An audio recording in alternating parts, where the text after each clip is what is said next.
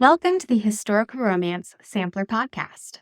I'm your host, Katherine Grant, and each week I introduce you to another amazing historical romance author. My guest reads a little sample of their work, and then we move into a free-ranging interview. If you like these episodes, don't forget to subscribe to the Historical Romance Sampler wherever you listen to podcasts, and follow us on Instagram, TikTok, and YouTube. Now, let's get into this week's episode. I am so honored and excited to have with us today best-selling author Cathy Maxwell. Cathy has such a fun bio.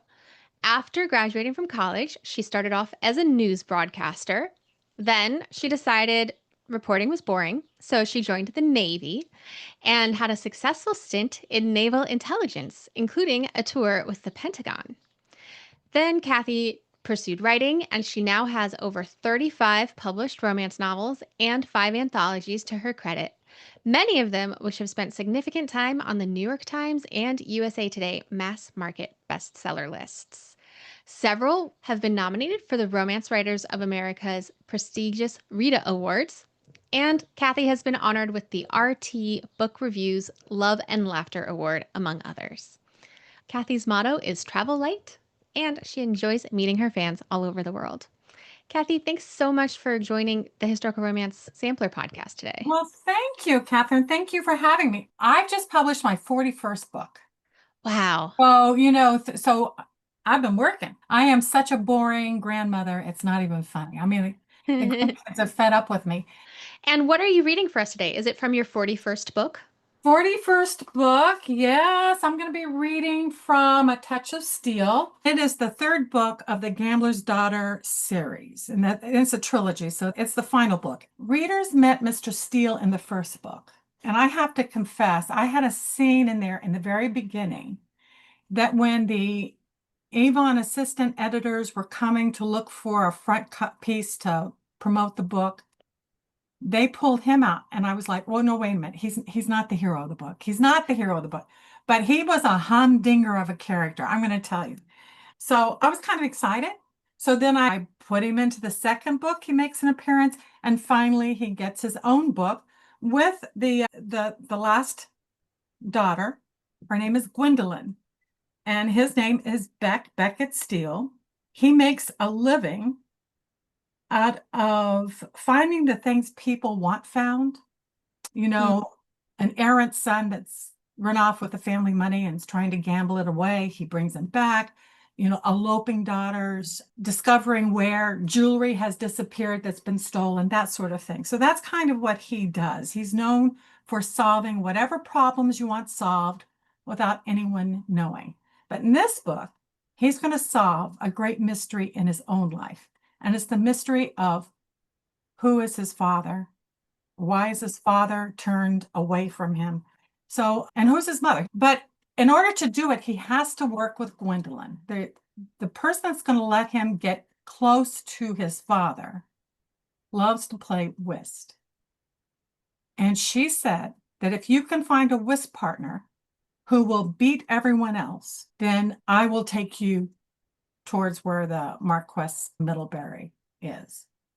And I'm going to start at the beginning of the scene where Gwendolyn has just met Lady Orpington, has played whist with her, just impressed the socks off the old broad. And so the Lady Orpington says, we got a deal. Let's go, Mr. Steele. But one of the problems is there's always been an attraction between Gwendolyn and Mr. Steele. And Gwendolyn, the moment she laid eyes on him, everything in her body said, this is the one. So even though she's been on the marriage market, her imagination belongs to Mr. Steele. He is the man she wants. So let me jump into this. Like I said, they've just gotten the approval from Lady Orpington. They're at her house. And Beck was surprised by the number of footmen who all of a sudden appeared stationed along the hallway in her path. They hadn't been there when he'd arrived. And he didn't like the way their gazes followed Gwendolyn's tall, refined figure as she passed them. He was certain they noticed the way her hips moved with a gentle sway and imagined exactly how long her legs were.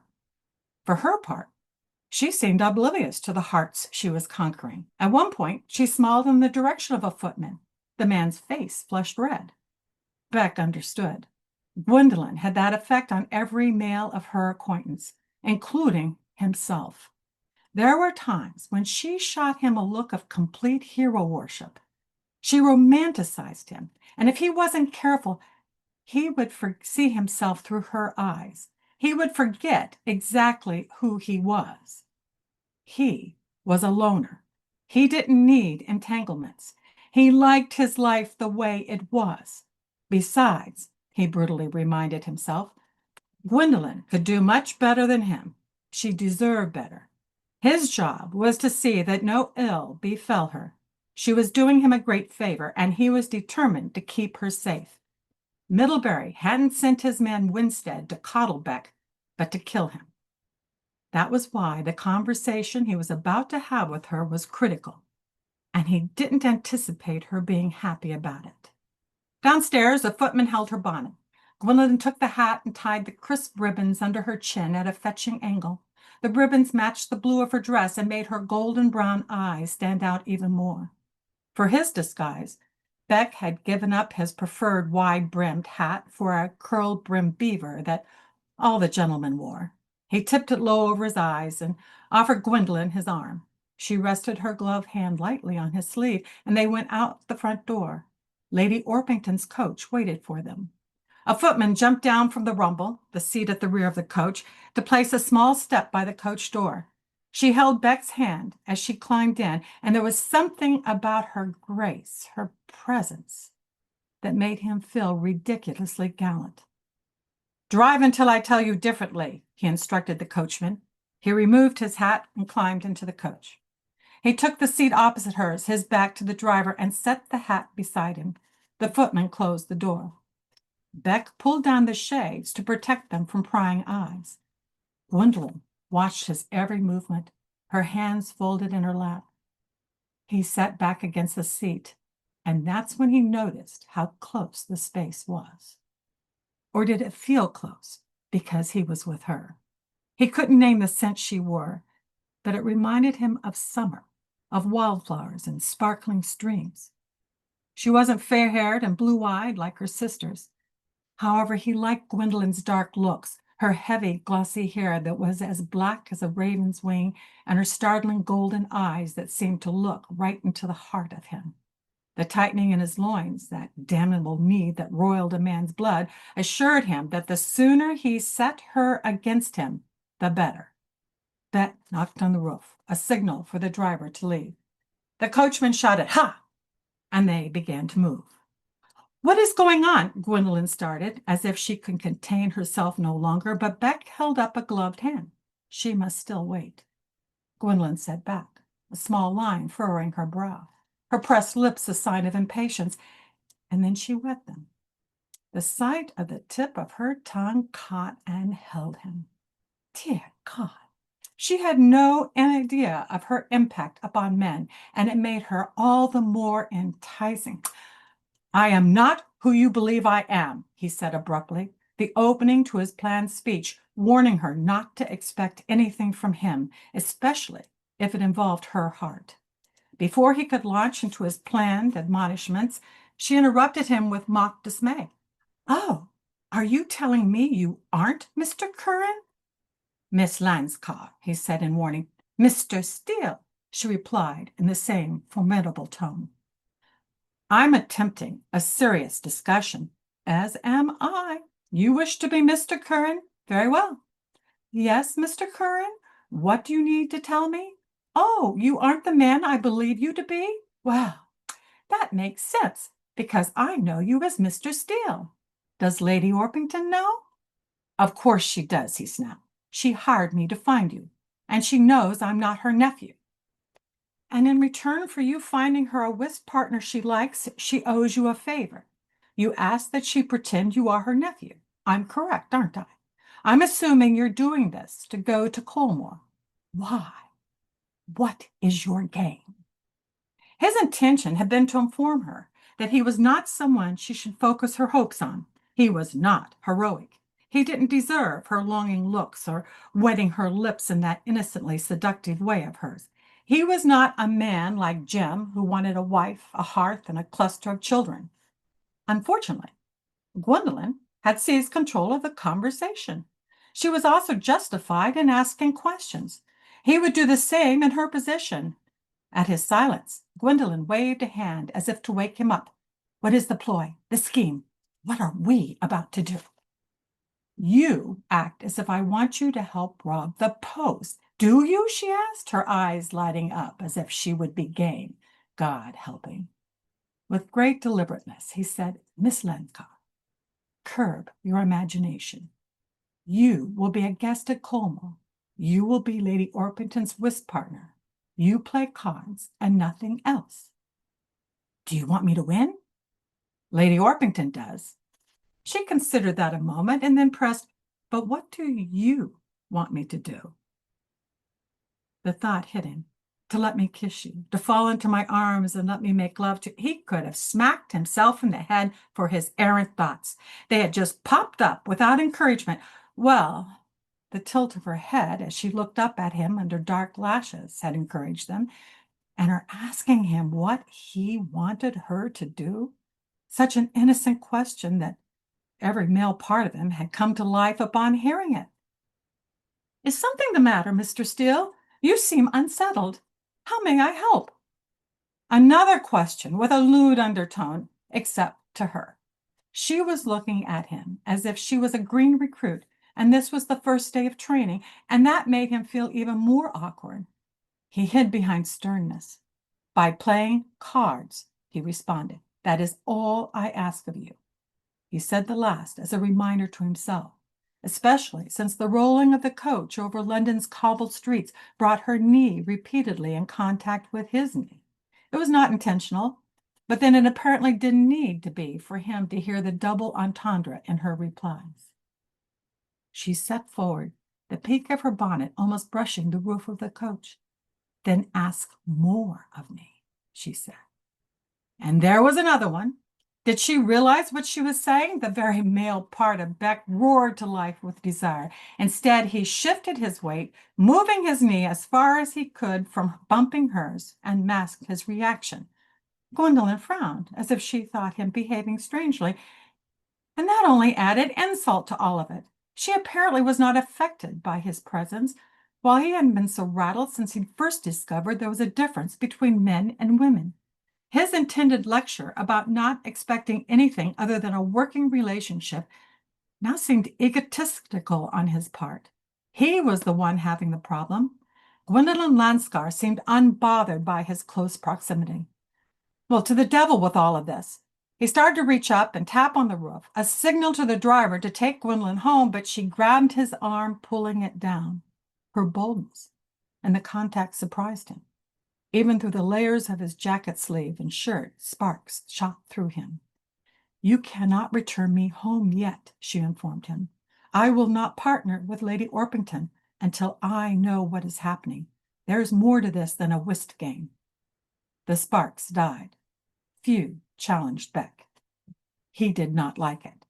His equilibrium returned. You owe me a favor, Miss Lanskar. Her chin came up at the finality in his voice. I'm willing to pay it, but I would be a fool to involve myself in something I didn't understand. Why can't you go to Colmore as yourself? What is the scheme? The less you know, the better. Of course, that didn't appease Gwendolyn Lanskar. I doubt that, Mr. Steele, and if you wish me to keep your true identity hidden from the Marquess and Marchioness of Middlebury, I believe I'm owed an explanation. You wouldn't betray me. Is that a chance you wish to take? I shall find another card player, he said. By next week? She shook her head. That isn't possible. Not now that someone as stubborn as Lady Orpington has given me her approval. Besides, she continued, as if her hand was being forced, I can send a letter to Colmore. Let them know you are planning some sort of subterfuge. Beck's temper ignited. Don't test me, Miss Lanskar. Why was he always attracted to the wrong woman? Then you must explain yourself, sir. I have a right to know why you are impersonating someone else. She spoke reasonably, and that made her words all the more infuriating. It didn't help that he actually did need her. Desire was one thing. Being in a position where he had no other recourse was another. In truth, he'd brought in several partners for Lady Orpington. They'd been mostly men with minor titles, the sort Lady Orpington had thought she wanted. But Beck had known Gwendolen would be the one. She had the talent for cards and the aristocratic bearing to fit in with the Middlebury set. She would make Lady Orpington look good. More important, she would deflect attention from himself and his purpose at Colmore. "I'm attempting to protect you," he said tightly. "So you keep telling me." Well, then, he would give her the truth, all of it. He would make her retreat in distaste, and then he'd never have to worry about her being infatuated with him. "I am the bastard son of the Marquess of Middlebury. My mother is some nameless whore." He paused, giving her a moment to react, expecting her to recoil in delicate horror. But he misjudged her once again. Instead, she plunged into questions. "Does the Marquess know you are his son? Is that why you're pretending to be someone else?" "He knows of me, but he doesn't know me. We have never met." "Oh, this seems a strange way to introduce yourself." "I'm not introducing myself. I don't want him to know my true identity." She didn't need to know about Olin Winstead's attack, a sign that someone at Colmore would go to great lengths to stop him. As for her safety, he would protect her. She changed the subject. "You speak well for a whore's son," she observed, as if it was important to their conversation. "I'm not uneducated." "How did you become educated?" He made an impatient sound. "Middlebury paid for my schooling and purchased my commission." "All that money, and he doesn't know who you are?" "He doesn't wish to. There. Curiosity satisfied?" "Not completely. You were in the military? Of course. That explains much about you. No wonder you do not enjoy being challenged." "Does any man? Does any person?" His frustration overcame his command of the situation. "Gwendolen, you try my patience." "I find you somewhat challenging as well," she replied without heat. And then there was a quick smile. "I also like the way you say my given name. You linger on the first syllable." Only then did he realize he'd taken the liberty of her name, the name he used when he thought of her. "Not on purpose," he answered, "but because you can be exasperating. Miss Lanscar, I should not have forgotten myself. Please forgive me." Her lips formed a pout. "We are back to formalities. I give you permission to use my name if you wish." "I do not wish. I was improper. I beg your pardon." "No pardon needed," she assured him. What he anticipated to be a 3-minute conversation of him telling her not to form an attachment for him had turned into her talking circles around him. "Miss Lanscar, do not allow me liberties. She started, and he rolled right over her, cutting off whatever she was about to say. She needed to see sense. "I spent my childhood in a brothel. I lived among whores." There, he'd said it. He wasn't just the son of a whore. He'd lived that life. It was his shame, his secret. Not even Wagner knew about his mother or any of the circumstances of Beck's parentage. Fortunately, it wasn't a conversation that came up amongst men of war. Except there were those who knew, or so he suspected. The murkiness of his past had been one of the reasons he believed General Danvers had frowned upon his suit for Violet's hand. There was something unsettling about a boy raised without family or ties. Any caring father would be wary of him. Except Gwendolen didn't shudder with horror. Instead, she interrogated him. "You lived in a brothel until what? You said you went to school." Beck threw himself into the corner of the couch and crossed his arms against his chest.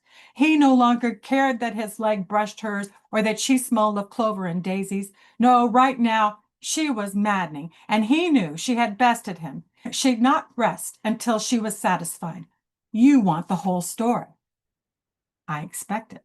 "So be it," he ground out. when I was around 5 or 6, maybe 7. You don't know your age? No. Didn't your mother tell you? I don't know my mother. That was a terrible thing to confess, except Gwendolyn nodded as if it made sense. I don't know when I was born, he reiterated, as if she didn't completely understand. Whores don't keep careful records. I suppose some do. Beck scowled. Mine didn't. I don't even know who she was. I never knew her. How did you survive? You were very young to be on your own. By doing what I was told and staying out of harm's way, something she would be wise to emulate. I worked in the scullery. I emptied chamber pots. I cleaned out ashes, the jobs a child would do. But you have no inkling of how you came to be there. He paused, considering, and realizing that he never truly thought deeply about how he had ended up at Madam's. I was young, I can't recall. But you didn't know whom your father was. Not until Middlebury's men came to see Madam. She was the bawd who owned the house. The next thing I knew, I was yanked out of the only home I'd known and sent to Faircote, a school up north. I've heard of it. Wonders never cease, he said, and answer you accept without another question. A hint of a smile came to her eyes, as if she enjoyed his sarcasm, and even this conversation between them. He realized he didn't mind it at all that much himself. He preferred keeping his affairs private, but he knew Gwendolyn would push until she knew all. Besides, she hadn't flinched over learning his parentage, and he had to admit he was impressed and a bit grateful. Therefore, he continued, I wasn't even to know I was Middlebury's until Madam made a comment about it. She gave up the secret, and she shouldn't have. Middlebury's man struck her so hard she fell to the floor. Up until then, she was the most powerful person in my life, he explained, wanting Gwendolyn to understand how shocking this was. She had a bodyguard named Derville who could snap the arm of anyone who created trouble at the house. Everyone was afraid of Madam. She was afraid of Winstead. That is Middlebury's man? Beck nodded. When he left me at Faircote, he said that if he ever heard Middlebury's name pass my lips, he would cut my tongue out. I believed him. But you have said his name freely just now. Because he's dead. I have no fear of him. How did he die? Beck wasn't about to confess he killed him. He kept silent. Gwendolyn waited, watching him as if she could stare him into answering. She couldn't. Finally, she gave a small huff of annoyance before asking, You never met your father? This he could answer, although he secretly enjoyed this small victory. Never. I lived at the school, stayed at the school, and then went off into the military. I didn't have a desire to meet him either. Because of what this Winstead said? I'm not fond of people who want to cut out my tongue. She seemed to actually consider this and then admitted, I wouldn't be either. Let's leave it there. What an electric scene. There's so much going on there. Oh, good. Thank you. Thank you. Yeah. Thank you for reading that. We're going to take a quick break for our sponsors, and then I've got a lot of questions for you. Hey, audiobook listeners. Have you checked out the official Historical Romance Sampler Season 1 playlist on Libro.fm? On the playlist, you'll find historical romances you heard here first that are available to listen to on Libro.fm. Plus, if you're not yet a Libro.fm subscriber, use code HISTORICAL to get extra credits in your first month. Head on over to the Historical Romance Sampler Linktree to learn more. All right, I am back with Cathy Maxwell, who just read from A Touch of Steele. And this was a very interesting scene with lots going on. The power dynamics of this scene were very much around intelligence. Gwendolyn wanted information. Steele didn't want to give it to her. She overpowered him. He gave it to her. So I couldn't help but think about you having an intelligence background. Can you talk about how your day jobs before you became a full-time writer prepared you or influenced your writing? I have always been adventurous, and I can remember when I graduated from high school, I wanted to join the Navy. I always wanted to join the Navy, see the world. I thought I wanted to be in the Foreign Service at one point. And I couldn't see any reason for going to college because I didn't have a strong goal in mind. So I had mentioned to my mother that I was thinking that I wanted to join the Navy. And she's, oh my gosh, Kathy, you are not that sort of girl. And I was so naive, I had no idea what she was talking about. So off I went to college and, went. But at a certain point, I think when I was about 22 years old, I was doing the news at a local television station out in Western Kansas. Great, great people, wonderful opportunity. But I found myself bored. Reading the news is like reading bedtime stories to people. And there's a lot to be said for making the news. So I made a list of the 25 things I wanted to do with my life. And writing a book was on there. I had no idea what I wanted to write, but so was joining the Navy. I felt strongly to serve the country, to go off on have an adventure. Let's go. And I did. I went off. And back then you couldn't just go into the Navy. There was a waiting period. I had to wait like 9 months before I was allowed to come in. And during that time, I met a lot of older women who are my age now, who would say, I always wanted to join the service, but I didn't, and I regret it. Mm. And I didn't want any regrets in my life. And I think when we write about in romance, this is kind of a contrast where the purpose is meeting the love of your life and going off into the sunset together, anything. It's also a grand adventure. And very few of us, even writing historical romance, write about women who don't have an opinion, women who don't have desires or dreams or goals, who aren't fighting to save family manor, or who aren't going to take on the conquerors. There's a great deal of adventure in all of that. So I think that's the thing I tap into the most, was sitting down and remembering this idea that I don't want regret. I want to seize an idea and act upon it. And that's Yeah. exactly what heroic characters do. So I think that's what influences me the most. It's very striking that you made this list of things that you wanted to accomplish. And it's also very striking that you've written over 40 books. And I'm curious, did you have a similar approach to when you figured out that you were writing romances, a lot of romances, that you were going to have a career out of this?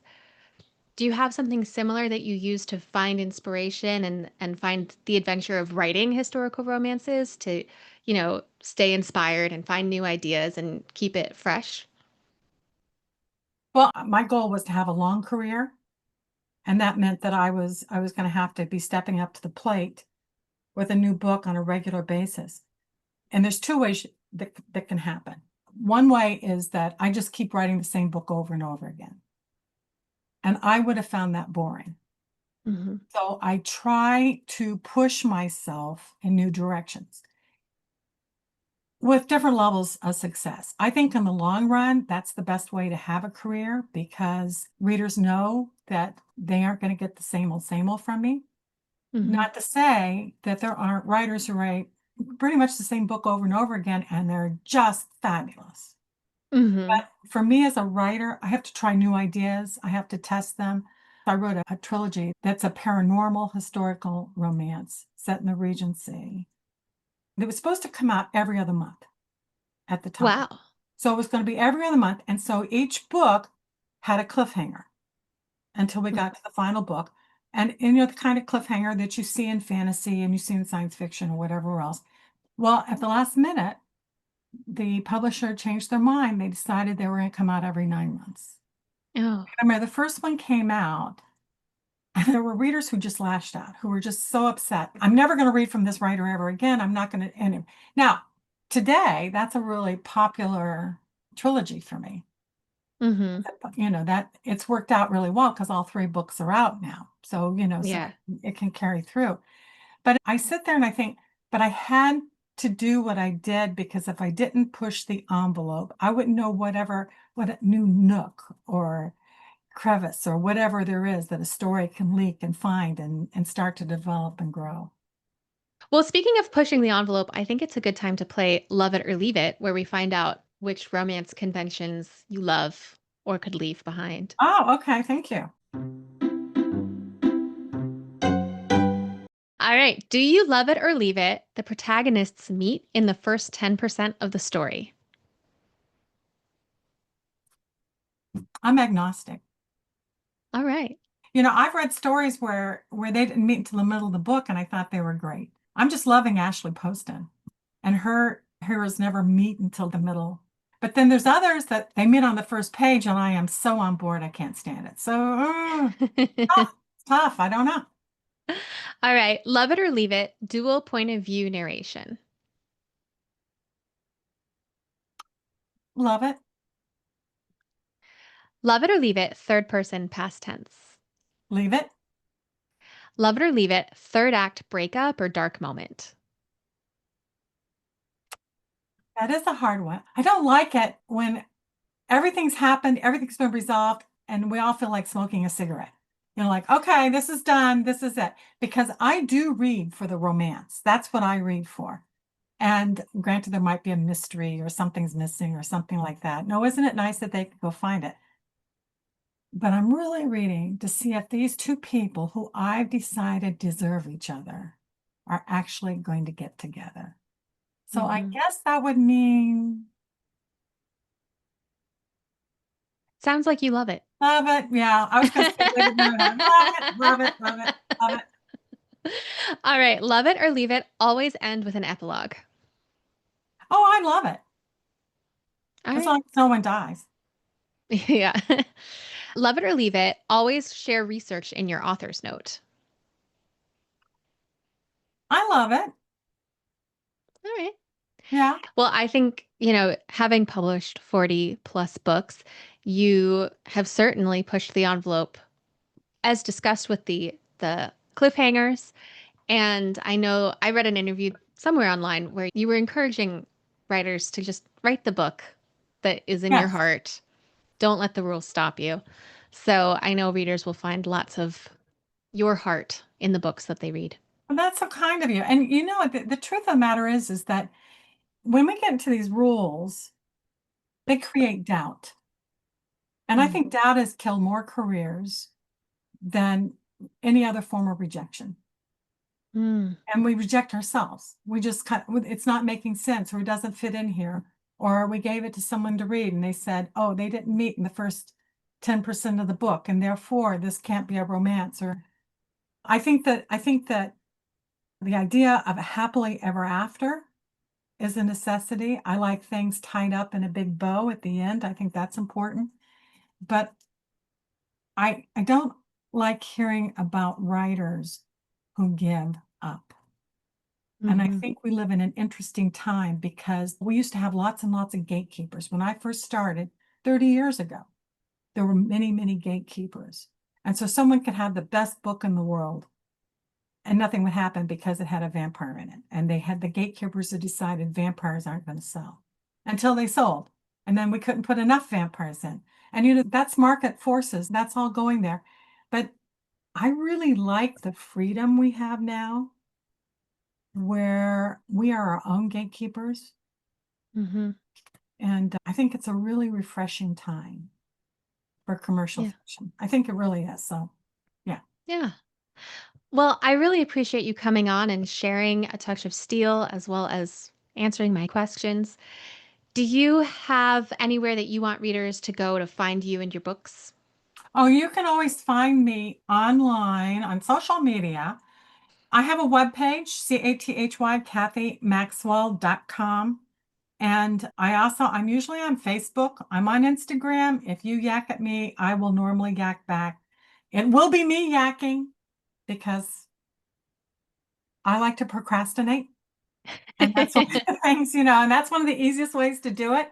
It's fine. Oh, you want to talk about books? Okay, let's talk about it. All right. Well, thank you so much, listeners. I Thank will put you, a link to the Catherine. website in the show notes. Thank And you. yeah, thank you so much for coming on. It was wonderful. That's it for this week. Don't forget to subscribe to the Historical Romance Sampler wherever you listen, and follow us on Instagram, TikTok, and YouTube. Until next week. Happy reading.